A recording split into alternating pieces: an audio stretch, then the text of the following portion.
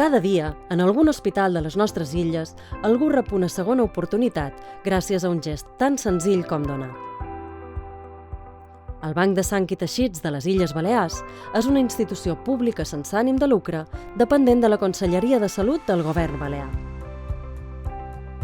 Al Banc de Sang tot comença amb la planificació.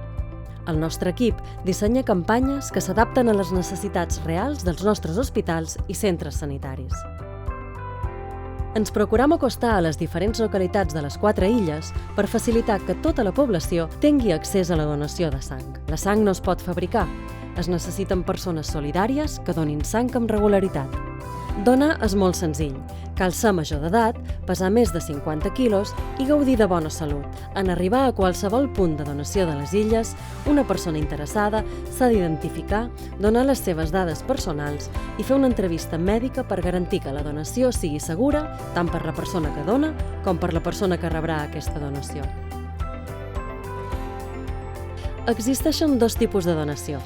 La convencional, en la qual s'extreuen 450 mil·lilitres de sang en un procés que dura entre 5 i 10 minuts, i la donació per afèresi. Amb aquesta modalitat, alguns donants poden donar exclusivament plaquetes o plasma, segons les necessitats específiques de cada pacient. Una tecnologia que multiplica el valor de cada donació.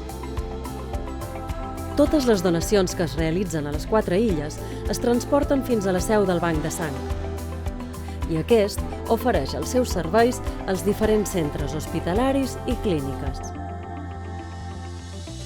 En els nostres laboratoris, cada unitat de sang s'analitza per donar nom al grup sanguini al qual pertany i assegurar-nos que la transfusió sigui 100% segura. Per això, utilitzem la tecnologia més avançada. Estem atents a l'aparició de nous virus i bacteris perquè cada transfusió arribi en les millors condicions de qualitat als pacients que la reben. En el laboratori de fraccionament, la sang donada se centrifuga, se separa i es converteix en components segurs. Glòbuls vermells, plaquetes o plasma, perquè cada pacient necessita un component diferent. Per això, una mateixa donació de sang pot ajudar fins a 3 persones. Glòbuls vermells, per tractar anèmies o hemorràgies greus com accidents o parts. Plaquetes per pacients amb càncer o leucèmia en tractament de quimioteràpia, entre d'altres. I plasma, per pacients amb deficiència de factors de coagulació, malalties hepàtiques o grans cremats. Del plasma se n'obtenen 3 medicaments essencials: albúmina, factors de coagulació i immunoglobulines per a malalties rares. Els glòbuls vermells tenen una vida de 42 dies, una mica més d'un mes, i es conserven entre 4 i 6 graus. Les plaquetes es poden conservar un màxim de 7 dies a temperatura ambient entre 20 i 24 graus centígrads en agitació contínua, o bé criopreservades a una temperatura per sota de menys 80 graus centígrads durant 6 mesos. El plasma s'emmagatzema a una temperatura inferior a menys 25 graus centígrads i es pot conservar durant 3 anys. Estem en constant comunicació amb tots els hospitals de les illes perquè els pacients rebin el component que necessiten en el moment precís. Una xarxa de vida que connecta els qui donen amb els qui més ho necessiten. A més del Banc de Sang, el Banc de Teixits és referent amb l'obtenció, processament i conservació de teixits humans, com ara còrnies, ossos o tendons. Els ossos es poden emmagatzemar de diferents maneres segons l'ús que se'ls donarà. Sencers, en pols, per cirurgia maxilofacial o lumbar, entre d'altres. El teixit ocular ajuda a reparar lesions greus dels ulls, com poden ser un trasplantament de còrnea o la utilització del teixit de l'escleròtica.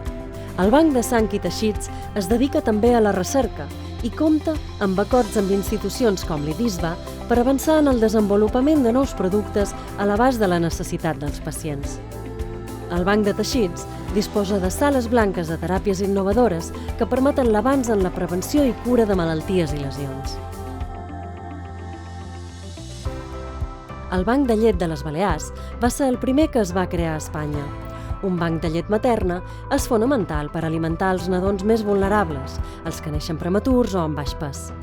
Aquesta tasca seria impossible sense la implicació de moltes mares que donen llet.